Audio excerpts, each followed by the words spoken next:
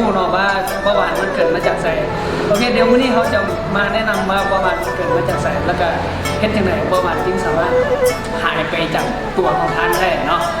เบาหวานมันจะมีอยู่2ประเภทคือที่เขาพูดกันมีเบาหวานเปียกแล้วก็เบาหวานแห้งสาเหตุที่ให้เกิดเบาหวานก็คือ1มันมาจากกรรมพันธุ์2ก็คือมาจากเรื่องอาหารการกินเป็นว่าคนชั่วโมงนี้ส่วนหลายกินอาหารก็คือบุคคลกินอย่างที่มีของหวานกินอย่างที่มีน้ำตาลกินอย่างที่มีธาตุแป้งไขมันล้วนๆเนาะจะก็คือบ่ได้กินธรรมชาติแบบเมื่อก่อนเลยให้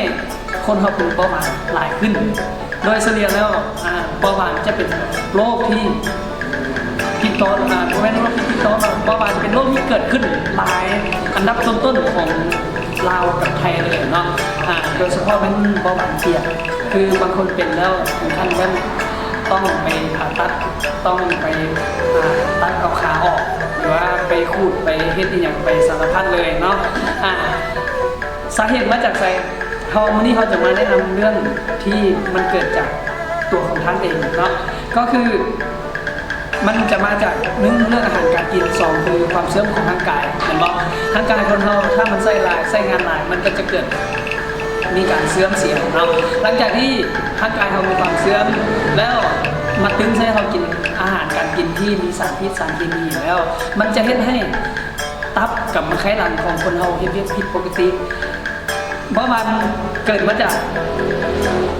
อินซูลินในร่างกายเป็นบอกตับเป็นคนผลิตอินซูลินออกมาควบคุมค่าน้ำตาลในเลือด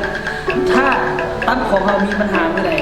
ว่าสามารถผลิตอินซูลินออกมาควบคุมค่าน้ำตาลในเลือดมันจะส่งผลให้คนนั้นค่าน้ำตาลจะสูงขึ้นหรือว่าเป็นโรคเบาหวานนั่นเองอันนี้คือสาเหตุที่เกิดจากเบาหวานนะและวิทยาศาสตร์นั่นคือเขาต้องกินอาหารที่ไม่มีธาตุแป้งไม่มีไขมันหลายแล้วก็ต้องกินอาหารที่ไม่มีรสหวานเช่นว่าเป็นหมักไหม้สำเร็จรูปของหมักไหม้ที่มีรสหวานมากเกินเป็นต้นต่างๆพวกนี้เขาต้องเลี่ยงแล้วก็ต้องเลี่ยงพวกไขมันนี่เป็นอย่างเขาต้องเลี่ยงคนที่เป็นเบาหวานเพราะว่าคนที่เป็นเบาหวานมันมีโอกาสเสี่ยงที่จะเป็นความดันไขมันอุดตันในเส้นเลือดอันนี้คือสาเหตุของเบาหวานแล้ววิธีแล้วมื้อนี้เขาก็มีสินค้าหรือว่าแฮปปี้วันเนาะมานำแสดงก็คือแฮปปี้วันตัวนี้จะเข้าไปซ่อมแซมเข้าไปเสริมสร้างระบบตับระบบไขมัน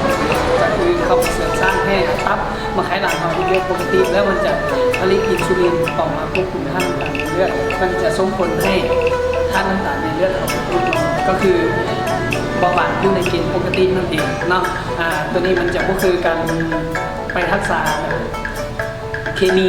ถ้าไปหมอยังไงมีเป็นเบาหวานนี่ต้องฉีดอินซูลินเข้ามาควบคุมค่าน้ำตาลก่อนแต่อันนี้เวลาเขากินเขากินแฮปปี้วันแล้วแฮปปี้วันจะเข้าไปช่วยให้ตับเราสามารถผลิตอินซูลินออกมาควบคุมค่าน้ำตาลได้จะเฮ็ดให้ค่าน้ำตาลของท่านค่อยลดลงแล้วมันถึงใช้ต้องกินอาหารอย่างถูกวิธีเนาะกินต่อเนื่องจะเฮ็ดให้ร่างกายเรา